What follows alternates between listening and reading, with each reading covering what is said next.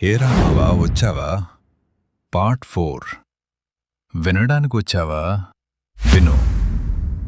College start అయ్యి 3 నెలలయింది. Hostel fee 1,00,000.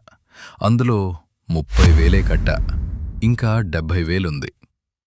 ఒకరోజు notice board మీద ఫీజు డ్యూ లిస్ట్ పెట్టారు, పేర్లు లేకుండా. కాని ఆ లిస్ట్లో నా నంబరుంది. ఆ క్షణం చాలా బాధ వేసింది. ఇంత కష్టపడుతున్నా ఇక్కడికే వచ్చానా అనిపించింది. నేను ఒక్కడ్నే ఇలా ఉన్నానా? అప్పుడే గోపాలొచ్చి, రా, ఫీజు కట్టలేదా అనడిగాడు.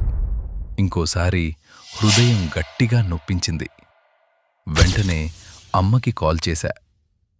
రేపు బ్యాంక్లో వేస్తా, ఏటీఎం నుంచి తీసుకో అంది. ఆ మాట వినగానే కొంచెం నెమ్మదిగా అనిపించింది. కాని అదే రోజునుంచి నా లైఫ్ పూర్తిగా మారడం స్టార్ట్ అయింది. ఆ మార్పు ఏంటి? పార్ట్ 5లో చెప్తా. లైక్ చెయ్యి, షేర్ చెయ్యి, సబ్స్క్రైబ్ చేసుకుని బెల్ ఐకాన్ ఆన్ చెయ్యి. పార్ట్ 5 కోసం రెడీ అవ్వు. మావా పార్ట్ 4 చుడకపోతే